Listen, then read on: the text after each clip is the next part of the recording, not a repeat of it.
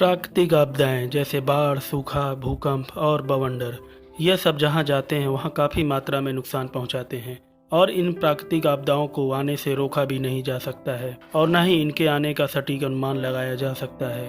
भारत में लगभग सभी तरह की आपदाओं से लोग परिचित हैं, लेकिन भारत में ही क्यों बवंडर नहीं आते हैं, इसके पीछे का कारण जानते हैं। तो दोस्तों, अगर आपने इस चैनल को सब्सक्राइब नहीं किया है तो सब्सक्राइब जरूर कर दें, क्योंकि यह वीडियो काफ़ी इंटरेस्टिंग होने जा रहा है और पसंद आए तो इसको लाइक जरूर कीजिए। कुछ वैज्ञानिकों का मानना था कि बवंडर बादलों के तूफान में चिमनी जैसे आकार को बनाते हुए आसपास की हवाओं को इकट्ठा करते हुए जमीन की ओर आ जाता है। यह एक शंख के आकार का होता है और अपने आसपास में आए हुए सभी चीजों को बर्बाद कर देता है। लेकिन अब एक नए शोध में वैज्ञानिकों को पता चला है कि यह बवंडर आसमान से न होकर जमीन से बनना शुरू होता है और आसमान की हवाओं को अपनी ओर आकर्षित करते हुए ऊपर की ओर चला जाता है।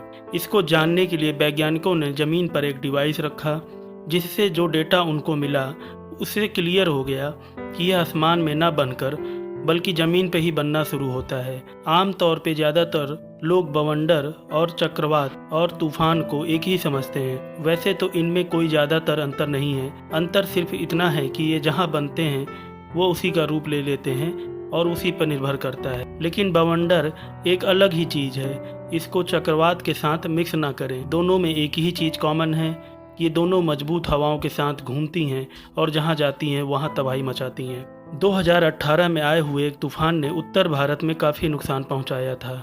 कई लोगों का कहना था, जिन्होंने ये तूफान देखा था, ये एक बवंडर ही था जिसने राजस्थान के कुम्हेर शहर में स्थित एक पेट्रोल कंपनी को पूरी तरह बर्बाद कर दिया था। और बवंडर की ताकत का अनुमान आप इसी बात से लगा सकते हैं कि 2010 में भारत के पूर्वी भाग में बवंडर ने 130 लोगों की जान ली थी, 1 लाख घरों को नष्ट कर दिया था। और यह सब सुनने के बाद आपके मन में यह सवाल जरूर उठ रहा होगा कि बवंडर बनते कैसे हैं। तो आइए दोस्तों, इसके बनने के पीछे का कारण समझते हैं।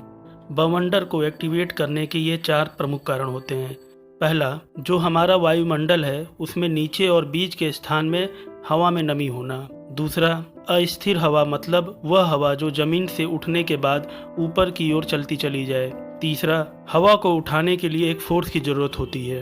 हवा को उठाने के लिए एक फोर्स की जरूरत होती है और हवा को ऊपर उठाने के लिए सबसे सही फोर्स होता है जमीन का गर्म होना। एक बार जो जमीन गर्म होने लगी तो हवा हल्की हो जाती है, जिससे वह ऊपर की ओर जाने लग जाती है। चौथा कारण, अमेरिका में सबसे ज़्यादा बवंडर बनते हैं और उसके पीछे का जो कारण है वो वहाँ की समतल जगह है। भारत में इतने ज़्यादा बवंडर इसलिए भी नहीं आते हैं क्योंकि भारत का आकार अमेरिका के 1/3 भाग ही है।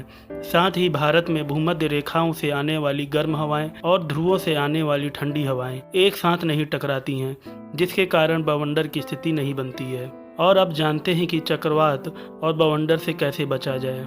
अगर आप कभी चक्रवात या तूफान में फंस जाएं तो आपको अपने पास कुछ ज़रूरी चीज़ें रखना चाहिए, जैसे कि बैटरी द्वारा चलती हुई टीवी, रेडियो सिग्नल और इंटरनेट डिवाइस, जिससे मौसम का सही अनुमान आपको पता चल सके।